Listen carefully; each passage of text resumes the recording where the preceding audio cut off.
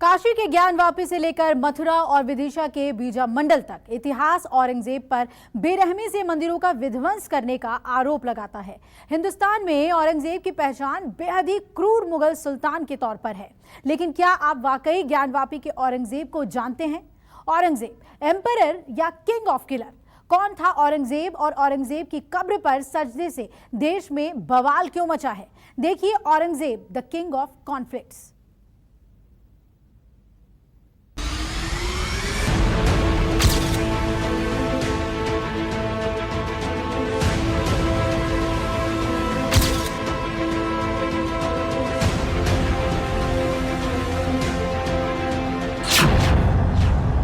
मई को अकबरुद्दीन ओवैसी ने महाराष्ट्र के औरंगाबाद जाकर औरंगजेब की कब्र पर फूल चढ़ाए, चादर चढ़ाई, सजदा किया तो पूरे महाराष्ट्र में सियासी बवाल मच गया।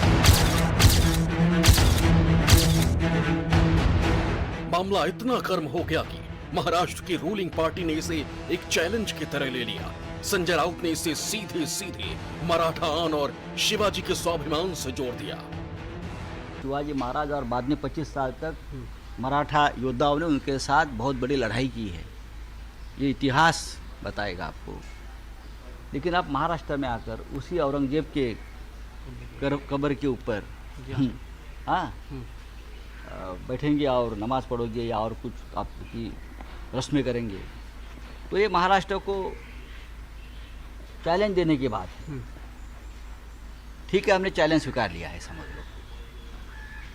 औरंगजेब भी इस नीति में हमने गाड़ दिया था, और जो औरंगजेब के भक्त हैं, जो राजनीति करना चाहते हैं, उनका भी यही हाल होगा महाराष्ट्र में। सवाल यह है कि औरंगजेब के नाम पर इतना तीखा विरोध क्यों? औरंगजेब कौन था? औरंगजेब की कब्र पर सजदा नेताओं को क्यों लगा बुरा? हनुमान चालीसा बोलना ये राजद्रोह है, और औरंगजेब के टोम पर जाकर मत्था टेकना ये राज शिष्टाचार है। प्रोटेक्शन उनको है, बाकी किसी को नहीं है। औरंगजेब पर बवाल, क्या सुलझेगा सवाल? उसने छत्रपति संभाजी महाराज को भी बहुत क्रूरता से मार दिया, तो औरंगजेब का पूरा जीवन दर्शन क्रूरता से भरा पड़ा है। नायक या खलनायक, औरंगजेब कौन था? जो औरंगजेब कर रहा था वो सिर्फ सियासत कर रहा था और अपने नाकामियों को छुपाने के लिए कर रहा था। मंदिर तोड़े या बनवाए, इतिहासकारों ने राज बताए।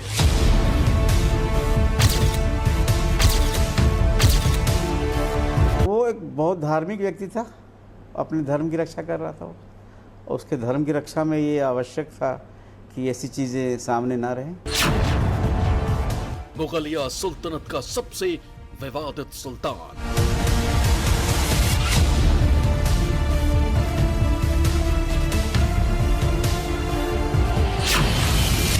जिसने जारी किया मंदिरों को ढहाने का फरमान।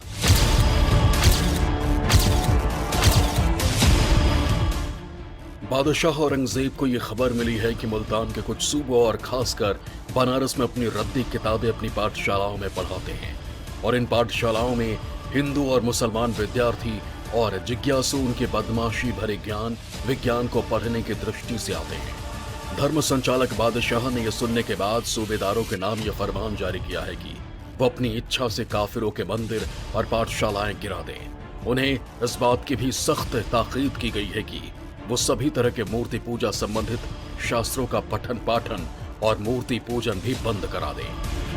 औरंगजेब रहमतुल्लाह अलैह को कोई गद्दी की गरज नहीं थी। अब ये आज मामूली एक एमएलए है तो उसको पहले लग्जरी बंगला होना, लग्जरी कार होना, जबकि हिंदुस्तान में औरंगजेब ने कन्याकुमारी से लेकर कश्मीर तक यानी हुकूमत किया, तो उसको यानी फिर ये टोपियाँ सीने की ज़रूरत क्या थी? उन्होंने अपने हाथों से टोपियाँ सिए, कुरान शरीफ लिखे, और हमारे जैसे आम लोगों को देते थे कि भाई इसको मार्केट में हदिये के ऊपर दो, और उसको जो पैसा था उसमें अपना खाना वगैरह खाते थे। यानी हुकूमत का पैसा उन्होंने कभी अपने इस्तेमाल में नहीं लिया, तो उसको गद्दी की ज़रूरत क्या थी? औरंगजेब एक तो बादशाह थे, उन्होंने फिर जो ये चिश्ती लोग है इनके जो बाजू में सहवास में रहने का जो निर्णय लिया वो एक सही था। और औरंगजेब ने कोई गलत काम बोले तो ऐसा नहीं किया यहाँ, जो जिसकी वजह से इतना बड़ा ये राजकारण किया जा रहा है। ये जो गलत बात की जा रही है ये गलत है। कुछ लोग औरंगजेब को अच्छा बादशाह मानते हैं तो एक बड़े तबके की नजर में औरंगजेब बेहद कठोर और क्रूर सुल्तान था। आम धारणा है कि औरंगजेब खासकर हिंदुओं के लिए सबसे बुरा शासक साबित हुआ था, इसलिए औरंगजेब के नाम पर देश भर में राजनीति होती है।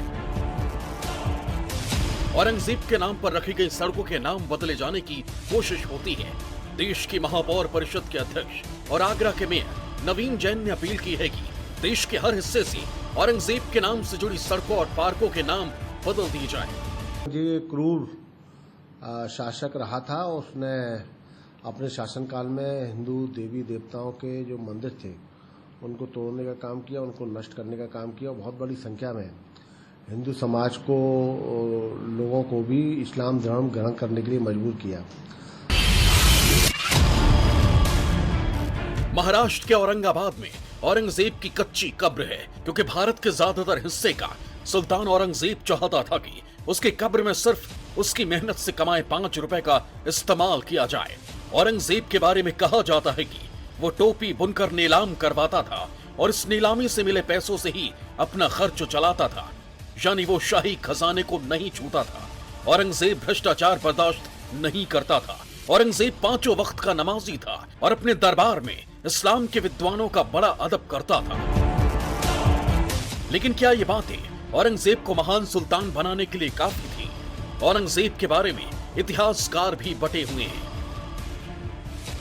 कठोर शासक था, निर्दयी था, परंतु ऐसा नहीं है कि बाकी लोग कठोर या निर्दयी नहीं थे, वो भी ऐसे ही थे। मध्यकाल इसी के लिए जाना जाता है और वही अपनी एक छवि गढ़ने के चक्कर में कट्टर इस्लामिक शासक था। शराब नहीं पीता था, औरतों के साथ जिना नहीं करता था, किसी और इस तरह की गतिविधियों में संलिप्त नहीं था, जो सरकारी जो ख़जाना होता था उससे पैसे लेके खर्च नहीं करता था, बहुत साधारण जीवन व्यतीत करता था, भ्रष्ट नहीं था। ये सारी बातें दो पहलू हैं, हर एक के अच्छे एक स्याह पहलू होता है, एक रोशन पहलू होता है। तो औरंगजेब के बारे में भी यही है। औरंगजेब की शख्सियत में विरोधाभासों की भरमार है। एक तरफ इतिहास औरंगजेब को एक धार्मिक और ईमानदार सुल्तान बताता है, तो दूसरी तरफ क्रूर, निर्दयी और बेहद कट्टर सम्राट भी। दावा ये किया जाता है कि औरंगजेब ने काशी का विश्वनाथ मंदिर तोड़वा दिया। मथुरा में केशव राय मंदिर के साथ कई मंदिरों को बेरहमी से तहस नहस करवा दिया और विदिशा के विजय मंदिर को तोपों से उड़वा दिया।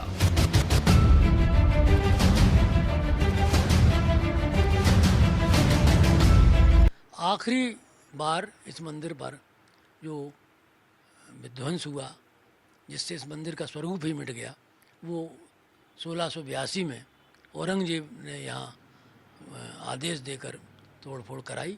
और जब ये मंदिर सामान्य रूप से नहीं टूटा तो तोपें चलवाकर इस मंदिर को तोड़ा गया, तो पूरा मंदिर ध्वस्त हो गया। कालांतर में वो धीरे धीरे वो मलबे के रूप में वो पूरा क्षेत्र हो गया और पूरे क्षेत्र में मलबा इकट्ठा हो गया। इतिहास औरंगजेब के बारे में ब्लैक एंड व्हाइट जानकारी देता। औरंगजेब की शख्सियत और सल्तनत में बहुत सारे ग्रे स्पेस हैं। आज हम औरंगजेब के धुंधले, स्याह और उजले पहलुओं की डिस्कवरी करेंगे। शुरुआत वहां से जिस शहर का नाम औरंगजेब के नाम पर पड़ा, जहां औरंगजेब 20 साल से ज्यादा वक्त तक रहा और जहां औरंगजेब की आखिरी निशानी मौजूद है। महाराष्ट्र के औरंगाबाद के पास खुलताबाद में औरंगजेब की कब्र मौजूद है। पिछले दिनों इसी मजार पर अकबरुद्दीन ओवैसी पहुंचे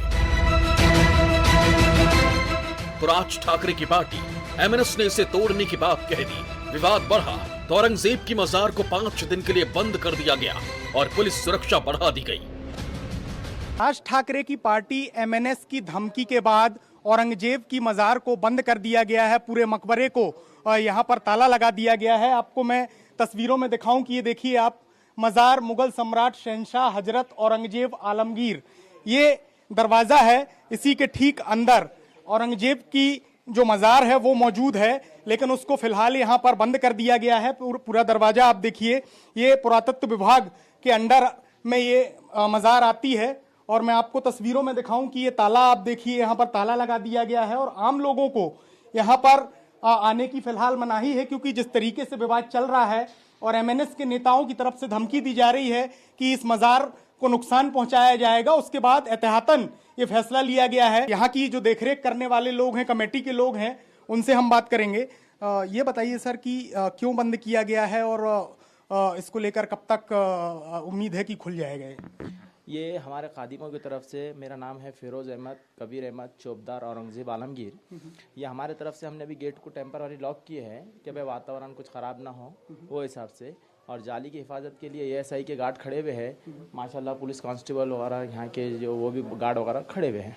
अच्छा, आपको क्या लगता है कि जो धमकी दी है तो उसके बाद यहाँ का माहौल ख़राब हो सकता है? आपको ऐसा लग रहा है जिसकी वजह से ये सब फैसले लिए जा रहे हैं? नहीं, ऐसा कुछ भी नहीं है। जैसा यहाँ गांव का माल माशाल्लाह वो शांति है और ऐसा कुछ ख़राब नहीं है। और यहाँ सब आ रहे जा रहे हैं, ज़ायरीन भी आ रहे जा रहे हैं। सिर्फ गेट हमने अभी टेम्पररी लॉक किए है, एहतियातन तब लॉक किए उसको। बिल्कुल। तो आपने साफ तौर से सुना कि कुछ दिनों के लिए मज़ार को यहाँ पर बंद कर दिया गया। आप देखिए कि यहाँ पर पुलिसकर्मी भी मौजूद हैं। वहीं दूसरी तरफ भी पीछे आपको मैं तस्वीर दिखाऊं, तमाम जो यहाँ के पुलिस के जवान हैं वो आप देखिए कि यहाँ पर आपको खड़े नजर आ जाएंगे, क्योंकि जिस तरीके से एमएनएस की तरफ से धमकी दी गई है कि मज़ार को नुकसान पहुंचाया जाएगा, उसके बाद पुरातत्व विभाग हो या पुलिस विभाग हो या जो कमेटी के लोग हैं, उन सब की तरफ से फैसला लिया गया है कि कुछ दिनों के लिए इस मज़ार को बंद कर दिया जाए, आम लोगों को यहाँ पर ना आने दिया जाए। और जब ये पूरा मामला शांत हो जाएगा तब मज़ार को औरंगजेब की एक बार फिर से खोल दिया जाएगा। औरंगजेब ने भारत पर करीब 49 साल तक राज किया। औरंगजेब का जन्म साल 1618 में गुजरात में हुआ था और उसकी मृत्यु साल 1707 में अहमदनगर में हुई। इन 49 सालों में औरंगजेब ने क्रूरता की कई कथाएं लिख दी और इस क्रूरता की शुरुआत औरंगजेब ने अपने घर से ही की थी। औरंगजेब एक हार्डकोर अपने संप्रदाय को मानने वाला आदमी था। वो राज्य का भी अभिलाषी था, इसलिए उसने अपने सारे भाइयों को मार दिया, अपने पिता को भी प्रताड़ना दी, उनको जेल में डाल दिया। और उसका जो भाई तारा शिकोह, जो बहुत मायनों में आज के हिसाब से सर्वधर्म संप्रदाय को मानने वाला था, जिसने गीता का अध्ययन किया, उसने बहुत सारे भारतीय धर्म ग्रंथों का उर्दू में अनुवाद किया, फारसी में किया, उसको भी मरवा दिया। और उसमें रास्ते में आए उसने छत्रपति संभाजी महाराज को भी बहुत क्रूरता से मार दिया। तो औरंगजेब का पूरा जीवन दर्शन क्रूरता से भरा पड़ा है। मुगल बादशाहों में सिर्फ एक शख्स भारतीय जनमानस के बीच जगह बनाने में नाकामयाब रहा, वो था आलमगीर औरंगजेब। आम लोगों के बीच औरंगजेब की छवि हिंदुओं से नफरत करने वाले धार्मिक उन्माद से भरे कट्टरपंथी बादशाह की है, जिसने अपने राजनीतिक उद्देश्यों को पूरा करने के लिए अपने बड़े भाई दारा शिकोह को भी नहीं बख्शा। और तो और उसने अपने वृद्ध पिता तक को उनके जीवन के आखिरी 7.5 सालों तक आगरा के किले में कैदी बना कर रखा। लेकिन इतिहासकारों की नजर में यह उस वक्त की सच्चाई थी जिससे मुंह नहीं मोड़ा जा सकता। एक झगड़ा उत्तराधिकार का हर दुनिया के इतिहास में पन्ने में दिखता है। यदि आप ओस्मानिया का इतिहास देखेंगी तो वहाँ तो एक ऐसा कानून भी था कि जो राजा युवराज के रूप में 12 वर्ष की आयु हो, 20 की हो, राजा बन गया, घोषित हो गया अपने इमामों के द्वारा, उसकी जितने भी भाई होते सबकी हत्या उसी दिन की जाती थी। उसी दिन, जिस दिन राज्यारोहण होता उसके ही दिन काटी जाती थी। तो ये सिस्टम बहुत से देशों में दिखता है। और औरंगजेब के पहले भी आप जानती हैं शाहजहां ने भी ऐसे ही उत्पात मचाए थे। तो ऐसा करते रहने की लड़ाइयाँ होती थी और जो जीता वो सिकंदर वाली बात हुई यहाँ पे, औरंगजेब ने ऐसा किया। तो उसकी छवि एक क्रूर थी और बाकी क्रूर नहीं था, ये सोचना गलत होगा। एक क्रूर कंटिन्यूएशन ऑफ क्रूरता है। जवाहरलाल नेहरू ने भी 1946 में प्रकाशित अपनी किताब डिस्कवरी ऑफ इंडिया में औरंगजेब को एक धर्मांध और पुरातन पंथी शख्स के रूप में पेश किया है। औरंगजेब बहुत ही क्रूर था। अगर आप उसका इतिहास देखेंगे तो उसने अपने पिता को कारागृह में डाला और उनको पानी भी नहीं देता था पीने के लिए। उतना ही पानी देता था जिसमें कि उनकी प्यास न बुझे। और देखिए तो भारत में शाहजहां के बाद सबसे बड़ा पुत्र शाहजहां का जो था वो दारा शिकोह था और ये दूसरा पुत्र था। तो ये भारत का सम्राट बन बैठा और 1658 में गद्दी पर आने के बाद उसने 1659 में ही दारा शिकोह का गला कटवा करके हत्या करवा दी थी। और ये एक तरह से क्रूर होने के साथ साथ बहुत ही निर्दयी था और हिंदू विरोधी, मंदिर विरोधी और खुद अपने परिवार का ही ये शत्रु था। 12 अप्रैल 1679 को बुधवार था जब औरंगजेब ने जजिया लागू किया था। कहते हैं कि उसी शाम को दिल्ली में भूकंप आया था। तब उसके दरबार में मौजूद हिंदू दरबारियों ने औरंगजेब को याद दिलाया कि उसके परदादा यानी बादशाह अकबर ने जजिया हटाकर हिंदू रियाया को बराबरी का दर्जा दिया था। पर औरंगजेब किसी की नहीं सुनता था और अगर सुनता तो शायद वो आलमगीर नहीं बन पाता। औरंगजेब जो था वो अपने धर्म का प्रचार कर रहा था, संप्रदाय का प्रचार कर रहा था। तो उसके लिए वो हिंदू विरोधी होना या क्रिश्चियन विरोधी होना, ये वो सारे उन संप्रदायों के विरोध में था। और उसका संप्रदाय उसको ये बताता था कि उसको उन सबको इस्लाम में कन्वर्ट करना है। तो वो अपने संप्रदाय के हित में ये सारे काम कर रहा था, तो वो बाकी सब का विरोधी था। अकबर ने 1579 में हिंदुओं की तीर्थ यात्रा पर लगने वाले जजिया टैक्स को पूरी तरह से खत्म कर दिया था। लेकिन ठीक 100 साल बाद औरंगजेब ने इसे फिर से लागू कर दिया। लेकिन औरंगजेब ने बख्शा मुसलमानों को भी नहीं। इतिहासकार दामोदर लाल गर्ग ने औरंगजेब नामा में लिखा है कि औरंगजेब ने अपने शासन के 15वें साल में आदेश जारी किया कि मुसलमानों के व्यापार को कर मुक्त रखा जाए और हिंदुओं से 5% का कर वसूला जाए। बाद में इसमें संशोधन करके फरमान जारी किया गया कि मुसलमान व्यापारियों से 2.5% टैक्स लिया जाए। बीकानेर आर्काइव और कोलकाता एशियाटिक सोसाइटी में औरंगजेब के कई फरमान सुरक्षित हैं, जिनमें औरंगजेब ने कई हिंदू मंदिरों को तोड़ने और उनकी मूर्तियों को मस्जिदों की सीढ़ियों में लगाने का आदेश दिया। यदुनाथ सरकार की मासिर आलमगीरी में मिला है कि रमजान के महीने में उसने मथुरा के मंदिरों को गिरवाकर उनके जवारातों को शाही खजाने में भेज दिया और बुतों को आगरा की मस्जिद में दफना दिया। इसी किताब में लिखा है कि औरंगजेब ने मथुरा का नाम बदलकर इस्लामाबाद रख दिया। ऐसे कई किस्से दर्ज हुए हैं जब औरंगजेब ने मंदिर को गिरवाया, पर कई बार चीजों को बढ़ा चढ़ाकर भी कहा गया है। औरंगजेब के ज़माने में कई चीज़ों पर पाबंदियां लगी थी, गाने वाने पे भी, कल्चर के एक्सप्रेशन पे भी। तो मंदिरों का टूटना बहुत नेचुरल था उस ज़माने में और पहली बार हुआ नहीं था। इसलिए मंशा तो इस्लाम के जो रूल हैं उसको फॉलो करने का था, उसी हिसाब से उसने ये सारे किए। चाहे कोई भी बुत रहा होगा, जैन के मंदिर भी टूटे उसके ज़माने में, तो वो इसलिए नहीं टूटा कि जैन है या हिंदू है, वो नहीं था। इनको नष्ट करना एक नॉर्मल रूटीन था उस जमाने में। एक सच्चाई ये भी है कि औरंगजेब ने अपने साम्राज्य के करीब 18 करोड़ लोगों पर करीब 49 साल तक राज किया। उनके शासन के दौरान मुगल साम्राज्य इतना फैला कि पहली बार उन्होंने करीब करीब पूरे उपमहाद्वीप को अपने साम्राज्य का हिस्सा बना लिया। जहां तक औरंगजेब का ताल्लुक है, जाहिर है कि कोई भी इतिहासकार जिसने उस दौर के बारे में थोड़ा बहुत भी पढ़ा है, वो ये मना नहीं कर सकता कि औरंगजेब के दौर में मजहब का इस्तेमाल नहीं किया गया, मजहब का मिश्रण सियासत में किया गया। उसी अंदाज में जैसे 2014 से लेके आज तक सियासत और मजहब को जोड़कर अपनी नाकामी पे पर्दा डालने की कोशिश की जा रही है। औरंगजेब के व्यक्तित्व का एक पहलू यह भी है कि वो बिल्कुल सादा जीवन जीता था। बादशाह होकर भी सादा खाना खाता था, सादे कपड़े पहनता था। औरंगजेब को एक कच्ची कब्र में खुलदाबाद महाराष्ट्र में दफन किया गया, जबकि इसके ठीक विपरीत हुमायूं के लिए दिल्ली में लाल पत्थर का मकबरा बनवाया गया और शाहजहां को आलीशान ताजमहल में दफनाया गया।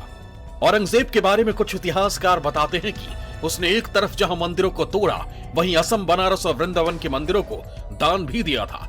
हालांकि इस दावे पर इतिहासकार बटे हुए हैं। काशी विश्वनाथ मंदिर के डिमोलिशन के बाद बहुत बैकलैश हुआ। उसके बाद उसने अपने कोर्ट्स के लोगों के थ्रू ये फैलाने की कोशिश की कि वो हिंदू विरोधी नहीं है या सनातन विरोधी नहीं है, लेकिन इस तथ्य में कोई ऐतिहासिक साक्ष्य मिलते नहीं है इसके। और वो यहां पर उसका जो पर्पस था, एक तो था देश को लूटना। उन्होंने कभी भी इस देश को अपना नहीं माना। उनका पूरा जो एडमिनिस्ट्रेशन था वो तुर्की में और अरब्स में के प्रति उनकी आस्था वहीं थी। उनकी आस्था इस महान राष्ट्र के प्रति कभी नहीं थी। दो पहलू हैं, हर एक के अच्छे एक स्याह पहलू होता है, एक रोशन पहलू होता है। तो औरंगजेब के बारे में भी यही है। फर्क ये है कि हमें ना देखिए किसी को, हमें ना किसी का महिमा मंडन करना है और ना हमें किसी का मतलब भंजन करना है। हमें इन चीजों से ऊपर उठ जाना चाहिए। तो अकबर नायक, औरंगजेब खलनायक भारत में, और बिल्कुल इसकी उल्टी छवि है हमारे बगल के देश पाकिस्तान में।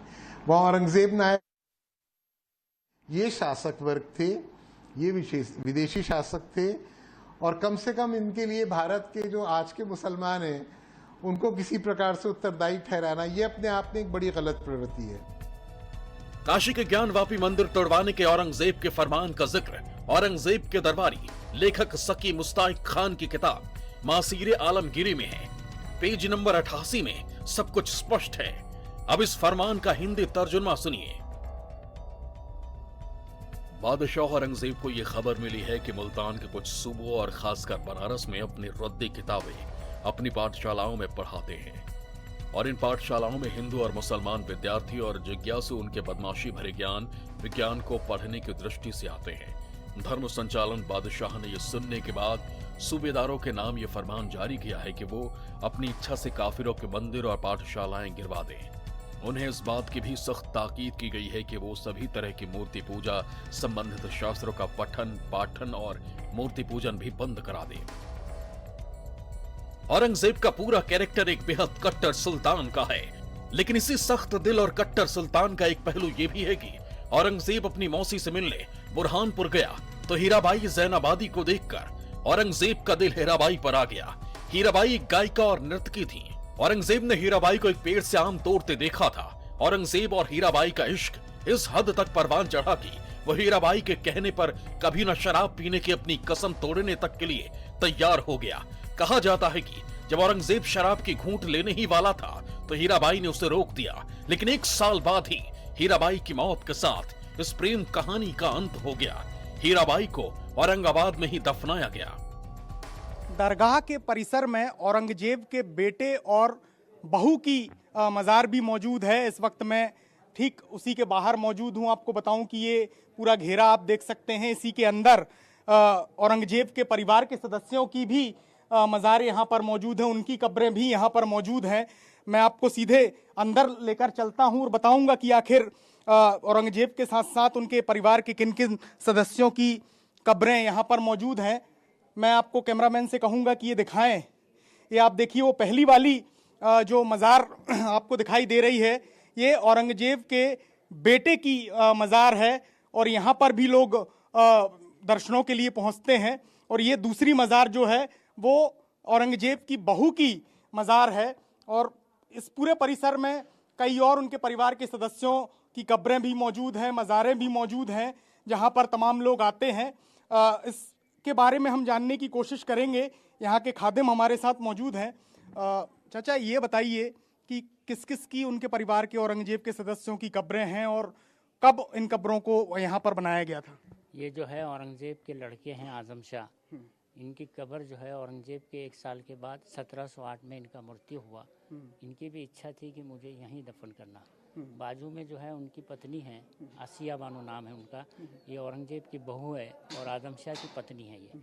और नंबर 3 में जो चादर वाली समाधि है, ये गुरु जो है जैनुद्दीन सिराजी साहब, इनकी दत्तक लेके पाली हुई लड़की है। इनका नाम है मौलाना खान बीबी साहिबा। और ये मार्बल का काम भी जो है 300 साल पुराना है। अच्छा, ये पूरे परिसर में और कौन कौन से उनके परिवार के सदस्य हैं औरंगजेब के, अगर मैं बात करूं तो? बस ये इतने यहाँ पे जो है उनका बेटा और बहू है औरंगजेब के। बाकी की जो है सब दिल्ली या उस साइड में है। यहाँ पर इतने लोग हैं इनके परिवार के, औरंगजेब साहब के। औरंगजेब ने सिर्फ मंदिर ही नहीं तोड़वाए। इतिहास में दर्ज है कि शाही दरबार में मौजूद मौलवियों के कहने पर उसने कई दरगाहें और मज़ारें भी तुड़वा डाली। लेकिन जब औरंगजेब औरंगाबाद आया तो उसने जैनुद्दीन शिराजी को अपना गुरु मान लिया और अंतिम वसीयत में लिखा कि उसे भी मरने के बाद जैनुद्दीन शिराजी के पास ही दफनाया जाए।